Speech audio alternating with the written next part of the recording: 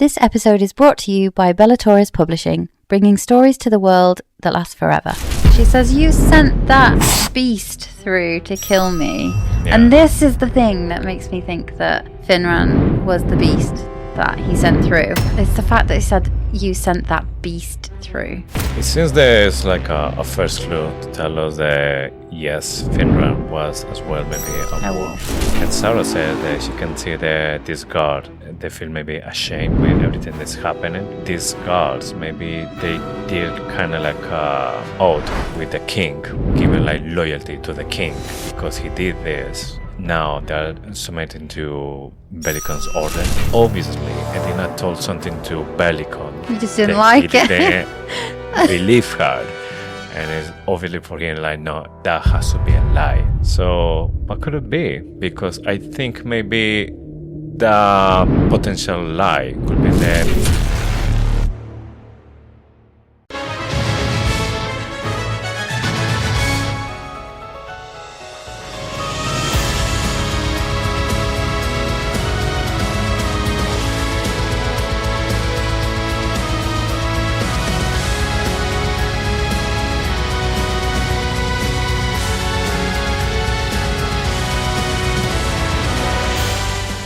Hello and welcome to Faithfully Fantasy, the husband and wife podcast talking all things Quicksilver. I'm JC. And I'm Sean. And today we'll carry on with our deep dive of Quicksilver with chapters 40 to 42. And just heads up, we might use strong language and explore adult themes. This episode will contain spoilers from Quicksilver, the Kingfisher POV chapters on Callie Hart's website, and snippets of information we've had from Callie Hart herself. And before we start, quick reminder, if you want early access to our episodes, bonus content every month, and no annoying ads like this one, you can have all of this by becoming a supporter. You can try for free now and cancel anytime. For the best deal, visit faithfullyfantasy.com or simply subscribe on Spotify or Apple Podcasts for instant access. Don't miss out and become part of our community. Also, if you're enjoying the show, please take a second to rate us wherever you're listening. Spotify, Apple Podcasts, YouTube, all of it. It helps more fantasy lovers find us, and it's one of the easiest ways to support what we do. A quick tap and you've made our day. And now, without further ado, let's enter the map tent. Picture this. Fisher is on his knees, battered and bloody, before Malcolm and his surprise sibling entourage, Belikon and Madra. Turns out, Belikon always knew Madra shut those infamous Quicksilver gates, and he kept the war going just to boost Malcolm's undead head count. Now that the trio's back together, they're basically on a villainous power trip. Malcolm tears up the ultimate magical NDA and frees Fisher to spill the century-old tea on Gillethrye. 20,000 vampires, a sacrificial inferno, and a coin toss that never quite hit the ground, because Malcolm caught the coin.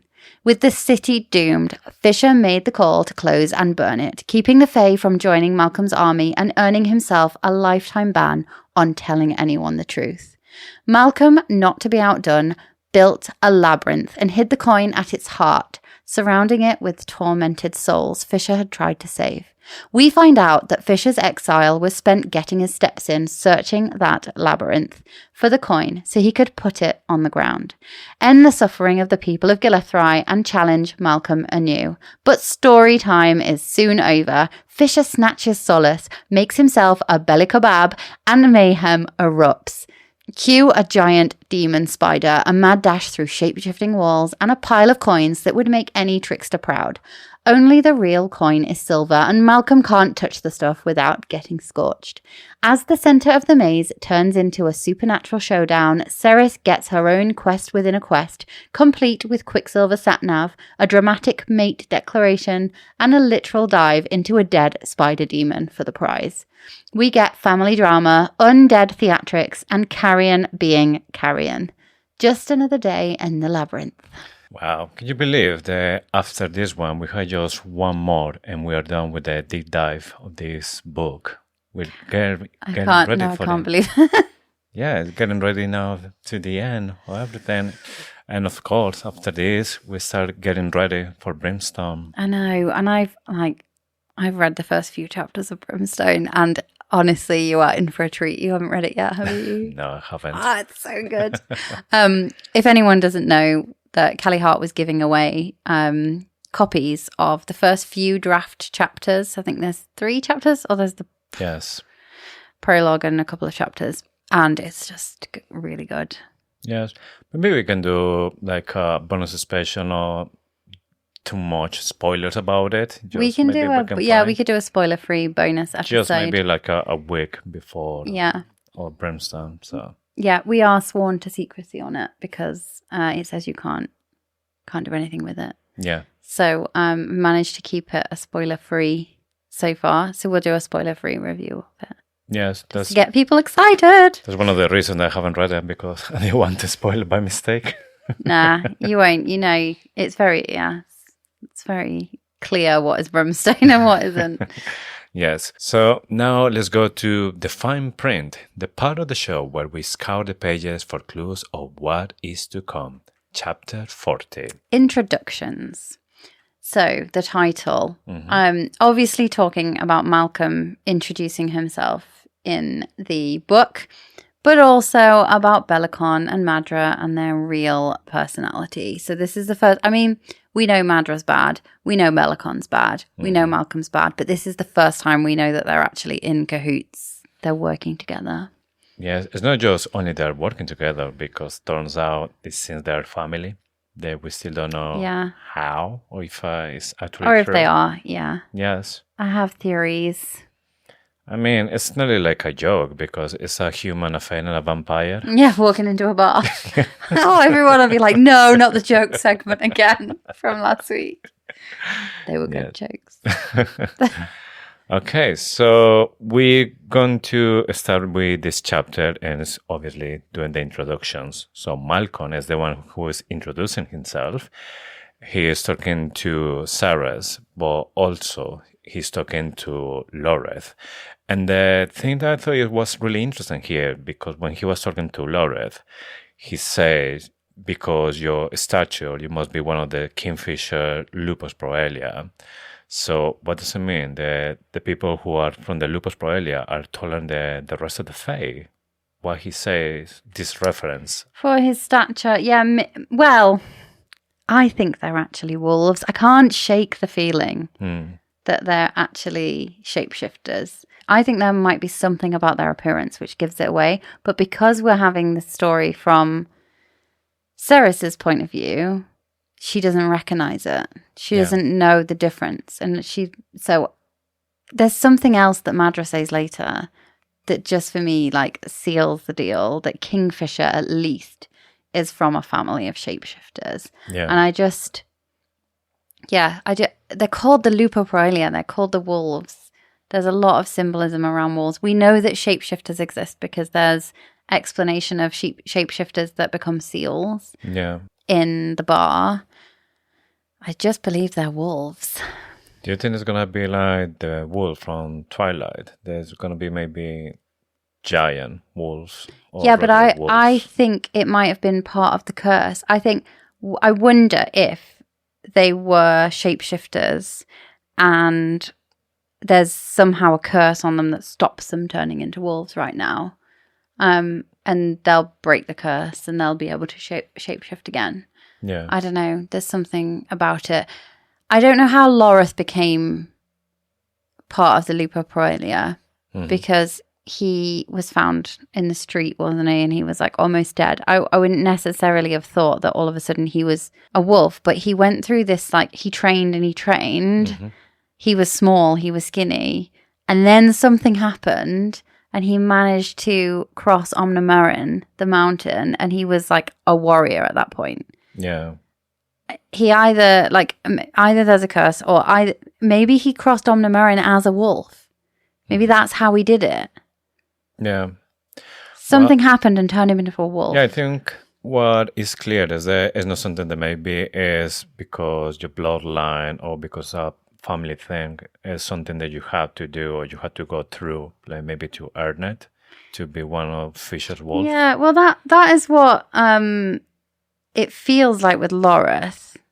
But with Fisher, it feels like it's from its dad. Yeah. And they did the ceremony with Ceres. They said, my blood in thanks. And they had like basically turned her into a member of the Lupo Paralia. What does that mean for her? Is she actually like half fae, half vampire, a little bit wolf? Like, what's going on? But I know it seems like insane, but it's not actually that insane. Normally, when you have vampires, you also have wolves. And I don't think they're werewolves. I think they're proper wolves. Yeah, like a shifter. Yes. Also, Malcolm said that he knows that one is not Renfest because he met Renfest before. So I was wondering, maybe it's something that we need to be concerned about it, or it's something that maybe it's just because constantly see Renfest in the front line attacking. I think he constantly sees him. I mean, we were there when he was there the other day. Although, so was Lloreth, he didn't meet him. Yeah, but it's the fact that he knows him by name. I think he's spoken to him across the river, just like he spoke to them last time across the river. But there are only... That to me shows that there are only 2 other males. So there's Kingfisher, Lloreth, Renfest. There's no other men unless Malcolm has met the others, because he's like, well, I know you're not Renfest, so you must be Lloreth, which means there's only 3 of them. Yeah. Then there's Danya, but in the ballad of the Adjan Gate, it's Kingfisher and his 6. Yeah. So we haven't met the other ones. Who were the other 2? Mm-hmm. And it could have been Mirel, could have been one of them. Yeah. But who was the other one? And that's the question. Yeah, if still alive or... Don't know. Yeah. I think they're wolves, though. Yeah. Obviously, the other revelation in this part is when Madra, Belikon are next to Malcolm, and they start to call each other brothers. And this is something that Sarah can't comprehend, like why she's human. The other one is a fae, the other one is a vampire.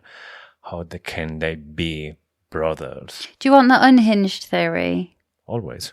So, the only other time we hear talk of my brothers and sisters comes from Zareth, the god of chaos at the end.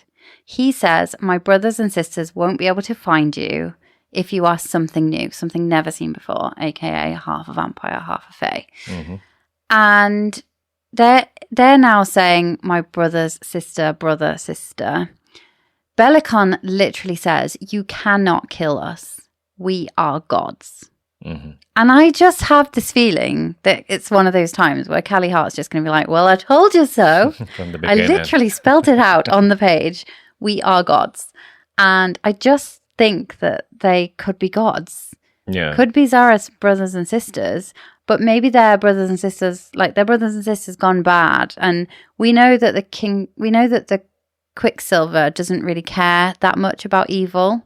It says evil and good are 2 sides of the same coin. It is what it is. You get good, you get evil. So, and it's just that's the only other main time where we hear about brothers and sisters being talked about in that way. So I wonder if they're gods. I'm not sure about it because it seems that by the end, Ceres killed Malcolm. Did she though? But there's a part as well in this chapter and this episode when we're going to be talking about it. When Belikon says that to kill us, you have to kill all of us. So you can't just kill one because it's like so they come from the same source. Yes, so I don't know how to take it here, but for me, what I was thinking is because it seems that Malcolm was the one who was looking for immortality, and that's why he turned into a vampire because he was the first one, and I think there's a reason for that. He was looking for this.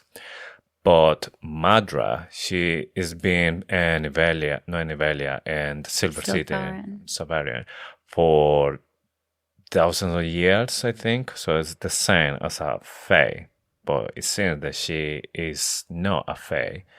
But however, she's calling Malcolm and Belikon. At some point, all of them, they were fae. So I don't know if maybe it's Madra who's using like a glamour or something to hide that she is actually a fae, and there's a reason that she had to leave that realm. Could be. And maybe they're actually brother, like siblings from the same family, but from long time ago, and then they start to take like different paths. Could be. But here is when Sarah starts to tell them how it's possible that she's here because Madra was the responsible to close the Quicksilver. That everything was her fault. Belikon said that yes, that she did. We know that, but she did it because we tried to kill her as well. Yeah, she says, you sent that beast through to kill me. Yeah. And this is the thing that makes me think that Finran... Not Fenway. There's a bit of an error, isn't there? Yeah. Finran, Kingfisher's dad, was the beast that he sent through. I don't know why he was sent through. We don't know whether he was sent through or whether he went through by himself and also took baby Dianthus, or whether he was sent through and he also took baby Dianthus at the same time in secret. Mm-hmm. But... yeah, it's the fact that he said you sent that beast through. Yeah. It seems there's like a first clue to tell us that, yes, Finran was as well maybe a wolf, like Fisher. I'm so excited. I hope so. I'm hoping there's... going to have a fight between werewolves or wolves against vampires. This kind of like a classic. And well, stories. I feel like maybe this is like the... wolf's redemption. I don't know. I was definitely Team Edward. I wasn't Team Jacob. But now, if Kingfisher's a wolf, I would be Team Kingfisher. So I'd be on the side of the wolf. I was thinking more about Underworld.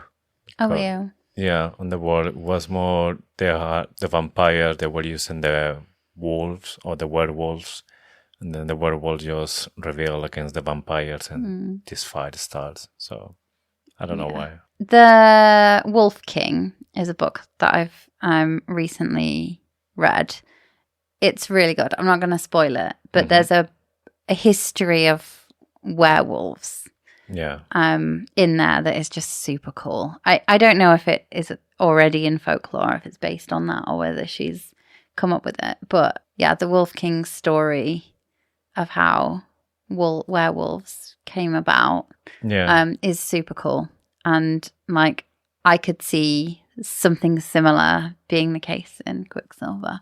Oh, cool. That's cool. So in this scene we see as well there are guards from the Winter Palace, and they start to take Sarah so she can't move, and Sarah said that she can see this guard, they feel maybe ashamed with everything that's happening, but they're still doing whatever Belikon wants, even when they can see clearly that Belikon is with their enemy. So I wonder if maybe these guards, maybe they did kind of like a oath with the king, like a blood oath, just to, giving like loyalty to the king. And then because he did this, they're submitting to Belikon's orders, no matter what. Yeah, that's cool. Like that checks, doesn't it, with like doing some kind of ritual. Yeah, because if you are the king, maybe you can say, if you want to be my guard, you have to like make an oath that you're going to be loyal to me, and then you're it's my king, so I'm gonna be loyal. But you don't know what is in the background, and otherwise you die. Yeah, that kind of is a clever way to justify why people in service might act an awful way, and how, because it's quite topical at the moment, actually, if like in the world where you might have a dictator type leader and they implement policies and the army or the guard or like the civil guard or whatever follow those. And there was after the war, there were the Nuremberg trials. Yeah. Where the Nazi officers were prosecuted, and essentially like, because my boss told me to, is not a reason. Like you will not get away with that. So it's really clever that in that it's a moral dilemma, isn't it? You die or you do it. And I mean,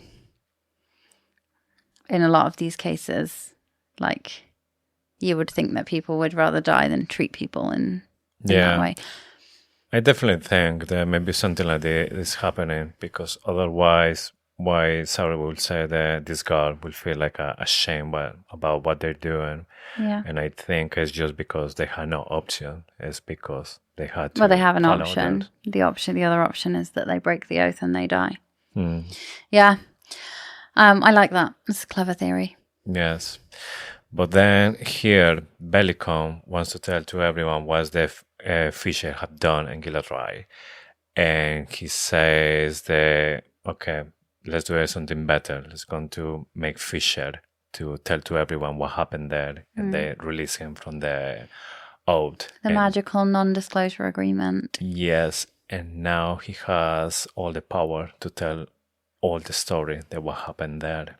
And Yes. that is the end of the chapter. Yeah. So I like the Madra bit for me. The first time I read it was a big twist. I didn't see that coming. I knew that Madra was bad, but I thought she was some weird, like, crackpot human who had managed to harness the power of, I don't know, infinite life. Mm-hmm. Possibly through one of the alchemists, when we learned that there was 3 branches of alchemy, and one of them is the search for immortality. Yeah. And yeah, I feel like that hit me. That was a big twist. I had to say that I wasn't sure how to take it the very first time when I was reading this. Not that I wasn't shocked. I was more like confused, and I was like, oh, I'm not sure if I'm gonna like what she's doing here, mixing all the barkers together. So I thought this either gonna be really good or it's gonna be like really bad. Where did you land in the end? In the end, I thought it was really clever, everything that she was doing there. So I was satisfied with how all the stories start to develop from that. The interesting bit, though, is we don't know where she is now. And we don't know where Belikon is. Yeah, we know that both of them, they escape by the end. But there's so many questions, they're still there. Yeah. Memoirs of Luzbel. She loved him. She lost him. And he came back. But wasn't completely him. She feared him. She fought him. But she fell for him. Memoirs of Luzbel.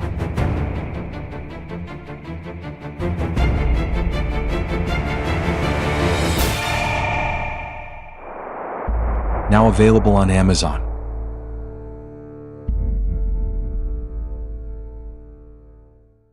Okay, chapter 41. Gillethrye.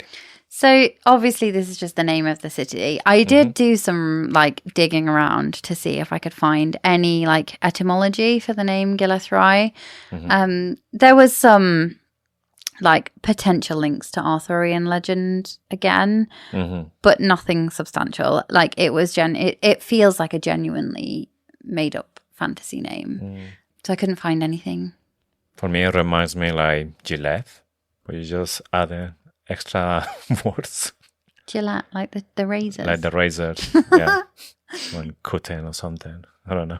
Maybe Callie Hart was like in the bathroom and she was like, I've got to I need think a of a name. I need Gillette. Gillethrye. Yeah, that'll do. No, I like it as a name. It's hard when you get a G because you never know if it's Gillethrye or Gillethrye. Yeah. So I don't really know, but I just say Gillethrye. Yeah. It's not in the book, like the pronunciation, or it is. I can't remember. Oh, yeah, there is a pronunciation guide, isn't there? Yeah. And I think the audiobook says Gillethrye. Gillethrye? Yeah. Apologies. People can correct us if we get it wrong. We start the chapter with Fisher has been released from his out, and he starts to walk into Sarah's and Lloreth and Carrion. They are all together. Sarah's is when he sees Fisher so close, that's when she realizes how bad he is. But even Lloreth is surprised about like what they done to you, brother. And Fisher just said, I think they call it payback, isn't it, Carrion? And Carrion it was like, yeah, I should kill you, but they didn't let me, or something like this. And I found it surprising because Carrion never gave me that impression that he was that strong. And I was wondering what happened here? Did he all by himself, like, manage to beat or capture Fisher? Or it was just maybe Fisher surrendering when he was just beat up in the floor? Then Aaron just came to just keep, like, hitting and kicking and all that's a stuff. really good point. I don't know the answer to that. I feel like Fisher shouldn't be losing to Harren. Yeah, because Harren lost against Sarah. I don't want to take credit of Sarah because she is really strong and she managed to kill some guards in her city. But Fisher is really strong in comparison with Sarah. So I find it like really strange that Harren was there, like the responsible to make Fisher this way. I don't get Harren. I mean, we can talk about him a little bit later when we get to his like dramatic monologue. But I don't. I mean, we're not supposed to get him. He's got to be Fae. He's got to be. I don't know. There's something about Harren. Anyway, Fisher is now free to speak. He starts the story. There were 20,000 feeders going to or heading for Gillethrye. Fisher realizes he can't do anything, so he went after Malcolm. He was trying to kill Malcolm? Or was he trying to negotiate? He was trying to kill him. I think he said that he wants to kill Malcolm. But the interesting part for me is why? Just because revenge? Or maybe it's because if he kills the head of the vampires, all the vampires that are belong here, they will die as well? And if it's like that, why didn't happen when Sarris kills Malcolm? I don't think it can, because then they would have all died when Sarris killed him. So I don't think that's right. Yeah, that's what I thought, because Fisher said that I had nothing else to do here, because Gillethrye, they had like a celebration. Everyone was in the center, and then all the feeders went after them. They need to cancel the public holidays, because that's what happened at the Adrian Gate as well. They were all having a party. Yeah. It's like Ballard is lucky that there was nothing happening on their festival day. So I think maybe the reason he would have gone to kill him is because if he killed him, he would have become the boss, and he would have been like, stop. Yeah. Because then he would have commanded them to stop. Yeah, that's true. There's another solution there. He will turn into the new king. Yeah, and then happy days. He would turn Sanazroth into not the charred wasteland that it is, but like party town. Yeah. But when he went in this journey to find Malcolm, he got a really bad surprise, and his Belikon was dead. And Fisher says that I found the bastard that murdered my mother. And then Belikon started to say that, yeah, I just did it because say like bitch or whatever. Edina, his mom, Mummy Kingfisher. She's supposed to be like the most powerful oracle, but she was lying to him all the time. So he killed her. And Fisher said, my mother will never lie to you, even if she tried. So I think... Even if her life depended on it, she would have had to have told him the truth. Yes, which means that obviously Edina told something to Belikon. He just didn't like it. He didn't believe her. And it's obviously for him like, no, that has to be a lie. That is not possible. So what could it be? Because I think maybe the potential lie could be that maybe she said to him there will come a time when the new queen or Sandorat will come after you or something. And then he was like, no. Oh, my son will kill you? Yeah. Because I think ultimately Kingfisher will be the one that ends Belikon's life. Yes, and because they had this belief that they will never die, that's not possible. So he was like, no, that's just bullshit. Yeah, I think it probably was something about his future in terms of like how his life would end. Or, yeah. It's so interesting though, because she obviously told him something he didn't like. Yes. And he thought she was a liar, but... he would have known she was an oath-bound fae. Like, he would have known that she made the oath and that she could only tell the truth. Yeah, make a test, maybe. Ask her for something that he will know if I is lying or not. And then he will know as well. Yeah, but how could that work? Because I could lie to you about something I'm not lying to you about anything, but I could lie to you about something. I could be like, I didn't eat your chocolate. Like, you don't have any chocolate. But I think one of the tests about like oracles as well was like you put like some boxes with like an animal, like a snake or a scorpion or something. If you're an oracle, you will find it. So you say, okay, put the hand in the box when there's nothing. They put it, and if it's correct, they taken data away, and they do it like that until in the end there's just two, and then one of them had the animal, and the other one is empty, and that's how they test if. Yeah, but you can't test true. if somebody's lying. So I could like tell the truth about almost everything, but do one lie, and then you wouldn't like. Do you know what I mean? Mm-hmm.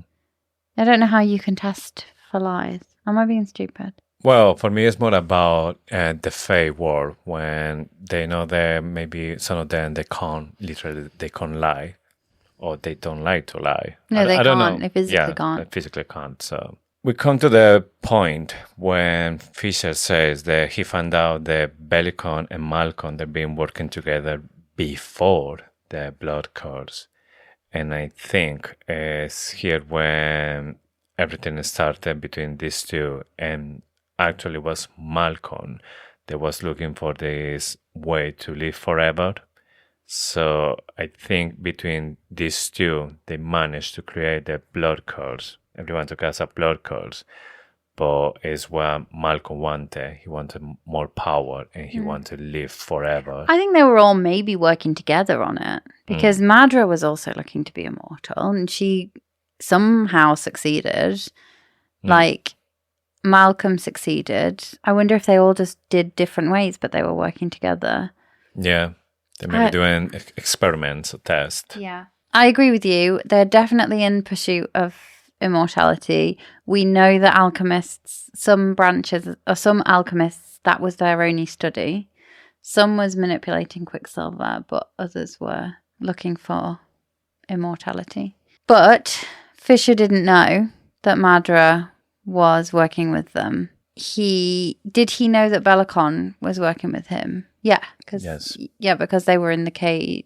They were in the maze 100 years ago. Madra wasn't, obviously, because at that point the Quicksilver was closed. Yeah. Yeah. But yeah, for Fisher was completely surprised. Found out that Madra he was there as well. He knew Madra because at the beginning he wanted to kill her. But I guess he knew there was something about her because she was like an immortal, even when he's supposed to be a human. I think maybe Belikon told him the truth that Madra closed the gates. She killed. Well, he doesn't know. Nobody knows that Finran is dead. Nobody knows. Although there are clues. I wonder if Belikon lied and was like, Madra killed your father, but I'm going to blame him. And then that's why he wanted to kill her. He wants to kill her now because she spayed his mate. But Fisher then tells the story about how he got fooled by Belikon and Malcolm with just a little bet, I think. Take it like that because it was kind of like a gamble. So just toss a coin, and if Fisher wins, then they take all the army away from Gillethrye, and if he loses, then there's nothing they can do. And the condition was when the coin hit the floor, then we'll see who wins, but Fisher wasn't allowed to intervene. And then when Belikon tossed the coin, was Fisher the one who's tossing the coin, Malcolm grabs the coin, so the coin never touched the ground. Yeah. And Belikon was just laughing about it. Why did they use a silver coin? Malcolm touched it, but it burnt his skin. Yeah. So he must have put it in a pouch, like really quickly, like. That was me, like, for those that are listening, like pretending to toss the coin between hands. Yeah. Then Madra becomes creepy. Madra like creeps around Fisher, trying to seduce him, doesn't she? Yeah, so she said that she understands why Malcolm is so like obsessed with him. I know, this is creepy, isn't it? Malcolm is creepy. Yes. And obviously, as Cyrus, she doesn't like this because there's a moment where Madra is even like putting her breath. Her chest on him, yeah. Yes. She's like brushing against him all seductively. Yes. Ugh. And Fisher doesn't like this neither and start to just treat her. He says, "Fear the shadows, bitch. I'm made of them." She gets really nervous about him. He's angry because of the fact that, like, he hates her even more now because he found out that she is the reason that Ceres cannot have babies. Allegedly. I mean, I think it's been repaired. Yeah. I suspect it has been repaired. It's like a little bit too obvious, isn't it? Yes. Also, yeah, Callie Hart was asked. She was never ever going to say yes or no to this. But one of the audience members, when I saw Callie Hart in Nottingham, said, all the talk about Ceres not being able to have children, is that going to be fixed? And Callie Hart was like, you're just going to have to read it. Kind of. Yes. Well, it sounded like it, but she wouldn't have said yes or no. So Malcolm, he carries on with the story. And here's when he calls for the very first time Fisher love. I get, like, you haven't read this book, but a lot of our listeners will have read the book. I'm going to say a name from a book series.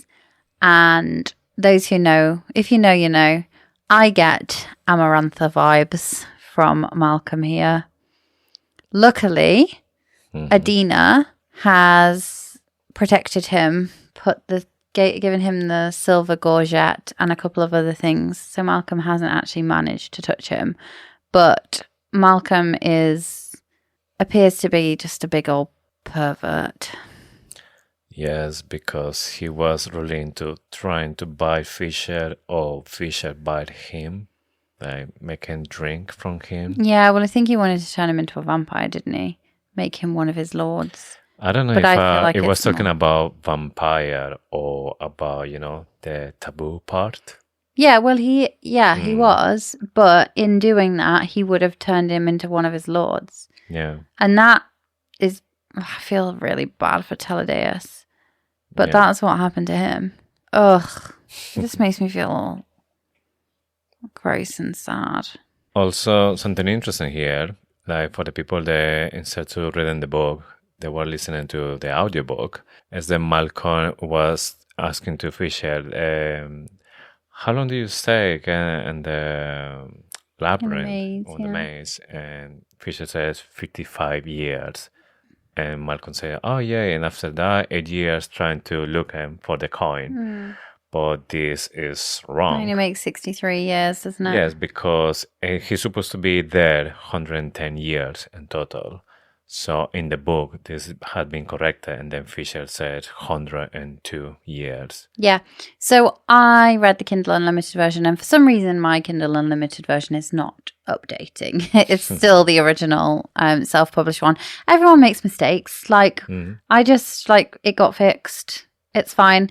And you still hear people complain about the timeline issues, and I think it's people that have read it once and not seen the changes. I think, it's normal, isn't it, for there to be an odd error changed. Yeah, I guess the one timeline thing that there still is that's a bit strange is that reference to Belikon sending Kingfisher through the Quicksilver when he was maybe like a teenager or something. Yeah, when the gates should have been closed. That's one that still remains unresolved because that's still in the book, the published book as well. Yeah, but at least this has been resolved. So we know that he was in the maze for a total of 110 years. 102 searching the labyrinth for the center, and then 8 in the center. Yes. Malcolm here is asking to Fisher why he left. Because it's been a lot of time when Malcolm was trying to help him, apparently. But suddenly something happened that Fisher wanted to leave. And then it's when Carrion intervened and said, oh, must be because you're boring him as hell. Boring him to shit, yeah. And then Malcolm says to Carrion that he doesn't like him. There's something off. about him. Yeah. And I think Malcolm doesn't realize who is Carrion, but he notices or sense there's something maybe in the blood. Yeah, he can probably smell. Maybe for Malcolm, he's just like a big garlic thing. Yeah, bad breath. Yeah. But he's the thing is, it was so long ago, and he genuinely believes that the Dianthus line has gone, so he's got nothing to worry about. So Fisher tells Malcolm that Solus, he heard his father's sword calling to him. That is not what he did, though. He heard his mate calling for him. And we find this out in the Maze POV, which is like my favourite POV chapter to date. But we'll cover that in the special episode on the POVs. And then, did you like my Bella Kebab reference? We finally got to the Bella Kebab part. Yes. Fisher makes himself a Bella Kebab, sticks Solus through the stomach of Belikon. Yes. Through his belly. Belikon's belly. All hell breaks loose. But I just want to ask a question. Is Kingfisher wearing gloves? Or is he okay to touch Solus because there is no... It's currently, like, run out of god power? I think it's because it has no power. It's supposed to be like a dead sword. So if there's no magic inside to like repel whatever is touching it, it shouldn't be just like a regular sword at this point. So yeah, but then you suspected that it could slow down time previously. But I think that's more because I think there's like a synergy between sword and owner. So maybe it's not stronger enough to repel somebody else. Or I don't know if you need to do something to do that as an owner, like put it like a locker or, like insurance. But I think Sarah's as a now, like maybe the owner, and she was the first one to touch that sword and everything. It started from that. So maybe there's this magic between owner and sword, and then it's when things start happening. Yeah, but, well, maybe, but then that means that Kingfisher shouldn't have been able to touch it. So I wonder if this is another hint, and I don't want to believe that Fisher's dad is dead. I genuinely, I'm erring to the side that he isn't. But maybe the sword thinks he is, or something. And because we know that Danya's sword got passed down from her dad to her, and the sword was like, fine. Yeah. I will, I'm not owned by anyone, but I will let her use me. And then we know that Quicksilver was dormant, but it was there. Possibly Solus is doing the same to Kingfisher because Kingfisher's dad is no longer using it, so it's now been passed down. But Ceres is able to use it because she pulled it out of the Quicksilver. She liberated it, and it's like, yeah, I choose you. Yeah. Or because she's an alchemist and she can touch all the swords, maybe. I just wonder if this is another hint that Finran is actually dead. I hope not, and I don't want to think. I think Carrions know the answer. Hopefully he will say something later on Brimstone. Yeah. He must know, it's Elroy, for example, or something. Yeah, I wonder if it's either Elroy, which is the number one suspect, or do you know the guy that Carrion was about to do a big deal with before Kingfisher ripped him away? Could be him. Yeah. Yeah, maybe it's somebody that we haven't seen in or maybe the it's yet. The snake oil salesman that's selling things on the street. I think it's Elroy. Yeah. Chapter 42. That'll cost you. So obviously Harren says this. This is Harren's line, that'll cost you. I think it's also a nod to the fact that they're looking for the coin though, and it will cost you. Oh, this chapter's awful. Yeah. This chapter's terrifying. Not awful as in bad, it's terrifying. Yeah. Right. So they head into the labyrinth. Yes. Ceres has a Ceres. Ceres is fighting against Harren. And she says he's slower now. She's goading him. And this is to your point, he can't be that slow because he managed to beat up Kingfisher, unless Kingfisher just wasn't trying. Like, Yeah, that's the strange part. Like I said, maybe he was already on the floor, and Harren just came just to just keep hitting, because here, Cyrus said that he's not as fast when he was alive. Harren says Madra gifted him with eternity. Mm-hmm. How?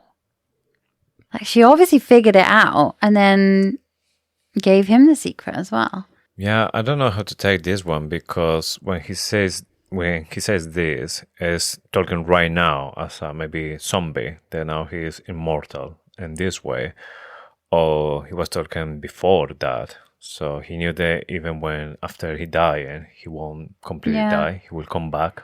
Yeah, but if you go back to where Kingfisher is like talking to Madra and scaring her, terrifying her, he says something like, "I will slit your throat and you will live on."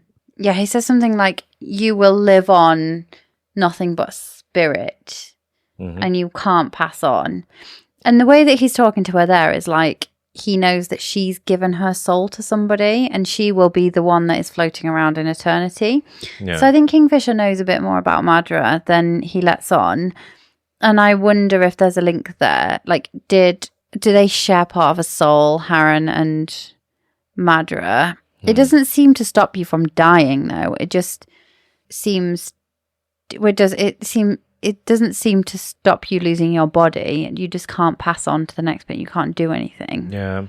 There's definitely something going on between Madra and Harren, because even after this fight between Harren and Cyrus, when Cyrus wins and breaks Harren's neck, Madra, she starts to like screaming, like shocked with grief. Yeah, she's shaking with grief. Yeah. Why?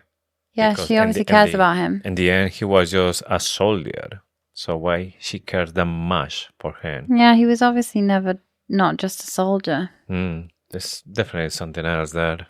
Interesting. Anyway, so they go inside the labyrinth, and this bit is the terrifying bit. Yes, when they meet Mortal, there's this giant demon. There's kind of like have fake parts.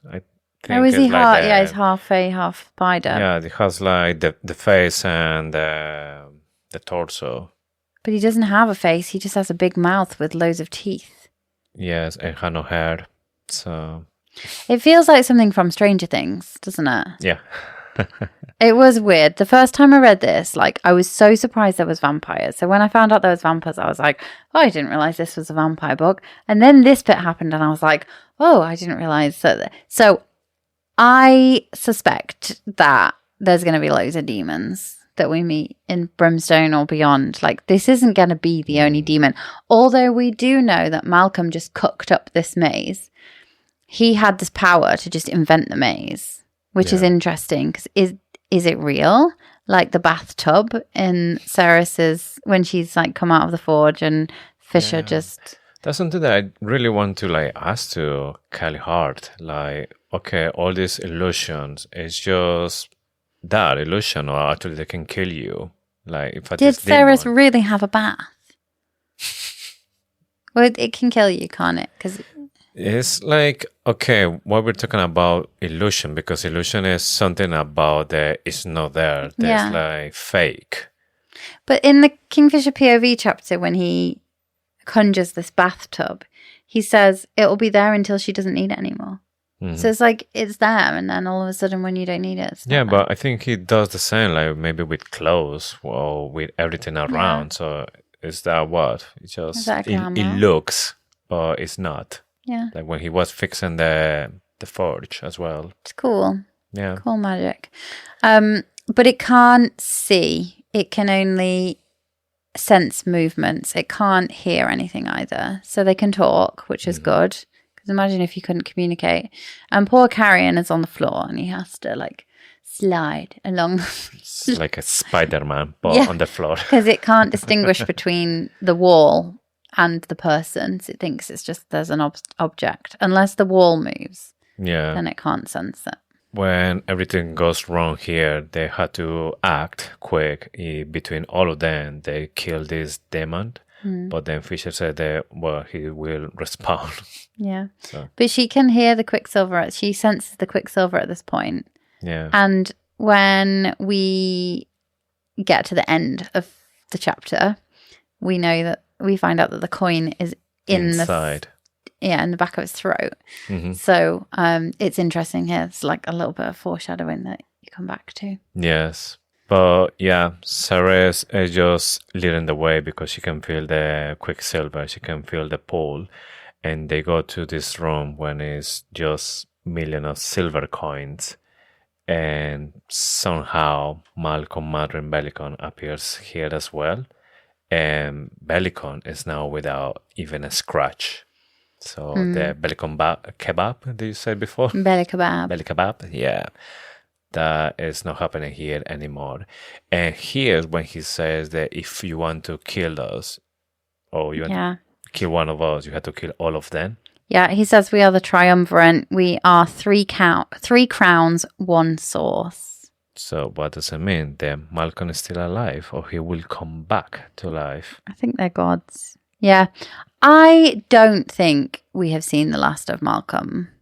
Yeah. I don't think he's going to come back as himself, but I just can't see how they say that. How Belikon came back, but Malcolm can't come back. Is it to do with like you got to chop off their heads because we know that she chopped off his head? Yeah, but how do we know that it's not going to regenerate another head, or the head is not going to regenerate another body? We don't know, but it does appear that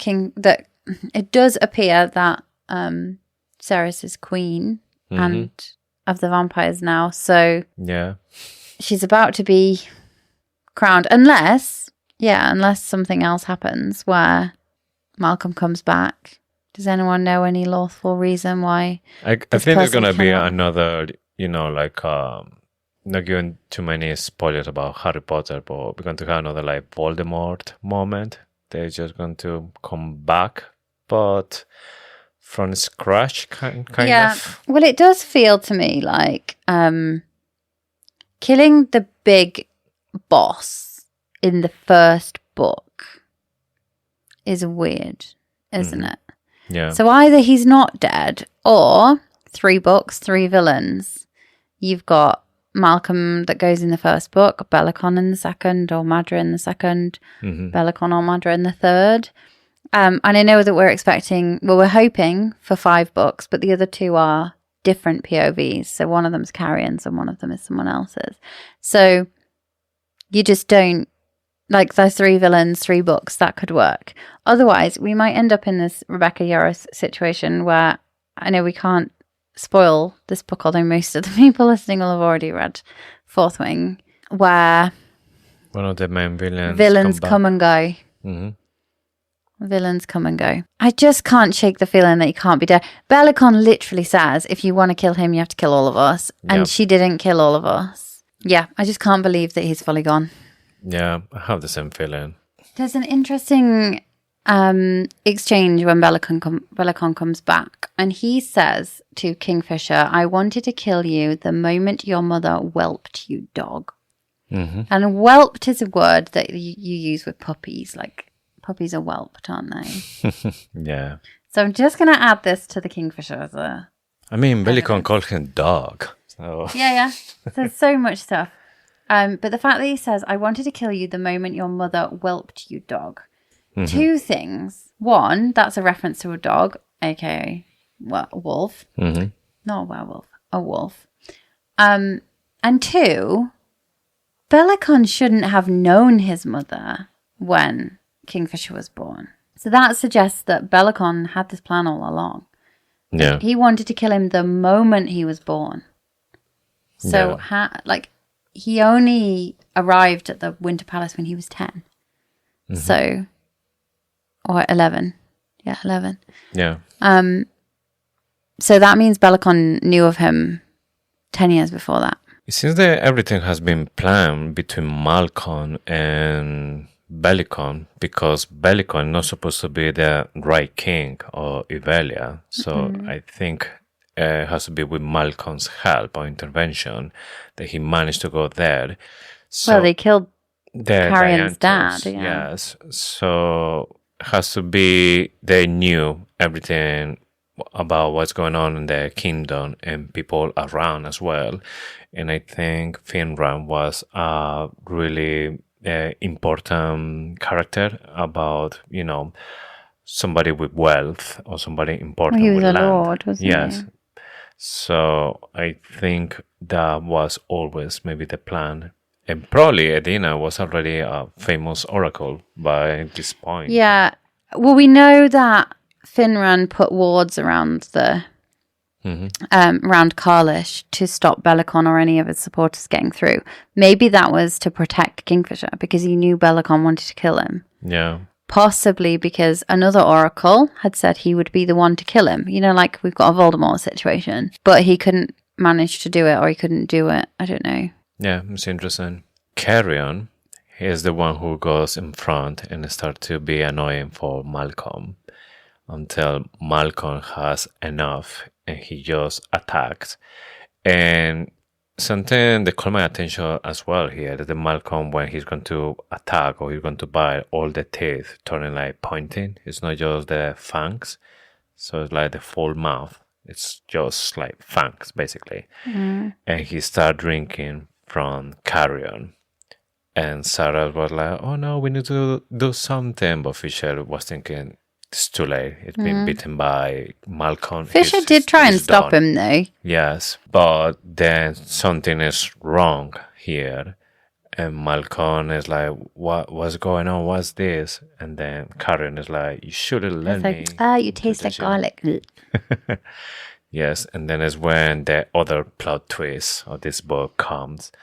And Carrion Dianthus, firstborn son of Rorik and Amelia. Amelia, yeah. Yes. And everyone, even me, was holy fucking God. Yeah. Did you remember the name Dianthus when you read this the first time? Yes. I remember that Dianthus was like the cure or somebody important. Yeah. Sarah's didn't. Yeah, Like, Sarah's didn't. Diantha, why sounds familiar? Yeah. And this is so interesting because this means the stories that were passed down from Carrion's caretakers, from his, the people that took care of him, told him that he was the thing that could defeat the vampires. Because otherwise he wouldn't have known. He wouldn't have known his blood was special. He wouldn't have known to goad Malcolm into biting him. But he knew what he had to do in that moment. And this is incredibly brave. Carrion to this point has not shown that he is brave, really. He's shown that he is chill and he takes things on the chin. He's a smart mouth. Yeah, he's shown that he's brave in that he went to smash the ice on the river, on the Darn. But he is literally standing there prepared to die to kill this man because he doesn't know. He knows that he'll kill Malcolm, but it might be a situation where it's well, I'm going to die, I'll take him with me. Kind of like a suicide mission. He is incredibly brave here. Yeah. And part of why, everyone loves his sense of humor, but probably part of why everyone loves him as well. Yes. He's willing to sacrifice himself. Yeah, from day one, he was one of my favorites. I used to think at the beginning that he was the Kingfisher that everyone was talking about. I wasn't that wrong, I guess. A fate in the end. I knew he wasn't because he was described as having red hair, and the picture on the front of the book was not red hair. So yeah, I paid attention to the front cover of the book. But Lloreth and Kingfisher share this holy fucking gods moment, don't they? And then they're anyway, Kingfisher's all of a sudden he's you got to find the coin. Is the coin here? And it's he's switched really quickly from the one to the other. But this is a huge revelation, and Kingfisher's got to just keep going. And he's where's the coin? Yeah, of course, because it's not just the fact that Carrion is a fae. It's the fae that can change everything. The fae that also his dad carried with him. What are the chances? I mean, it's a story, so the chances are pretty high. But there's a reason Kingfisher brought him back. Yeah, so Fisher asked Cyrus to find the coin because the coin is not there with those million of coins. They're just fake. There's an illusion. So she returns following this thread. But it comes a point when she starts to getting lost and she's asking help for the Quicksilver. The Quicksilver doesn't want to help. And then she said, then I can help my mate. Oh, the Kingfisher. Yeah, Fisher. Kingfisher. But then they have like an agreement. Yeah, it asks for just a small favour, but it won't tell her what it is. It's like red flag. I mean, it's okay. It all works out in the end. But there is a bit where she doesn't realize she accepts him as her mate, and she only notices really what she's done when she reaches into and she sees all the tattoos on her hand. Yes, the Quicksilver tells to her that they are inside the demon, the mortal that is still dead. Ugh. So she needs to be quick because the Kingfisher said that this beast can come back to life at any time. Respawns. Yes.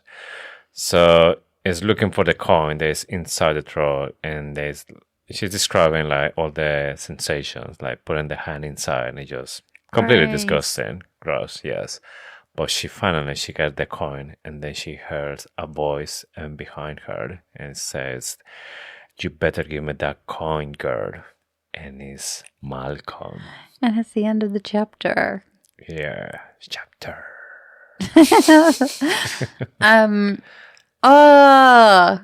It's getting. Well, I mean, it's just like getting close to the end, isn't it? Yes, next week. I think we got loads there.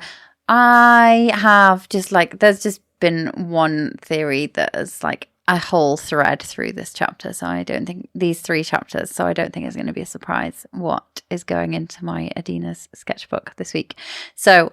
Edina's sketchbook. This is the part of the show where we channel our inner eye as Mummy Kingfisher would and put our oracle skills to the test in the hope that we get at least something right for Brimstone. What is your favourite theory this week? My favorite is the Edina told to Belikon there will be a new queen, and this will be maybe the beginning or the end for everything for him as a king or Ivelia, and he didn't believe her. Yeah, I like that. I think it's good. Yeah. It won't be a surprise to you that my favourite theory this week is that the Lupa Aurelia are wolf shifters.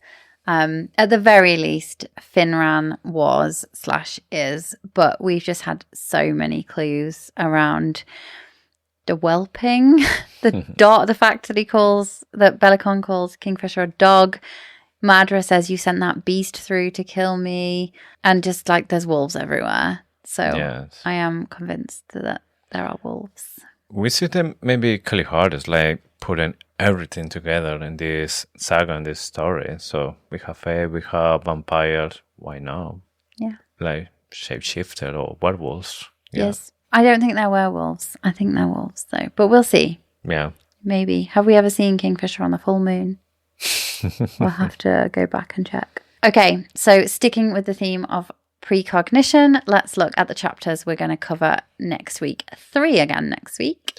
And it's going to be the last ones. So we're going to be with chapter 43, Another Way, chapter 44, Access, and chapter 45, Choose Wisely. So the last 3 chapters of the main book, and then we'll be able to dive into the Kingfisher POV chapters. Questions from the Quicksilver. This is the part of the show where we listen hard to the ethereal whispers of the Quicksilver and dig deep into our souls for the answer. So last week we asked, if you had the chance to escape for one night only before doing what you felt was an impossible task, where would you go? I think I will go to Japan. Like one of the more classic cities, the one that had been like the same for hundreds of years. It's one of those places that it's like I feel that I don't want to die without seeing with my own eyes, because I see it like on TV or in other places, and it just looks beautiful. It's something that calls me. Yeah. Yeah. Is that because you'd like want to cram in something before doing the impossible task? Yeah, it's something that it's just like maybe to keep the bucket list and say that, okay, just with this one, I'm feeling Yeah, so I would do the opposite. I would stay at home. just stay at home. Yeah, it's where I feel safe. It's where I would be with my family. I would just it would bring me calm. Mm-hmm. I would spend my last night before the impossible task at home. And I would be classic me and not go to bed. I would stay up so late and just enjoying being at home for what I thought was the last time. Yeah. And the hope that tomorrow would never come. Really deep. Yeah. I am a serial self-sabotager because I don't want to end my day because I like my daytime. So I go to bed so late. This week, so to be answered next week, what would be the most terrifying demon you could meet in the labyrinth? It's going to be a hard one because with that spider, It's already pretty bad. Yeah. You got to make it worse. And that is all for this week. So don't forget to follow us on Instagram and TikTok at Faithfully Fantasy Pod and come and join the conversation. We'd love to hear your thoughts, theories, questions and comments, so send them our way. And with this, we have just one more thing to say. Thank you for listening to Faithfully Fantasy, the husband and wife podcast talking all things Quicksilver. We'll see you next week for our deep dive of chapters 43 to 45 and, of course, for more Faithfully Fantasy. Bye!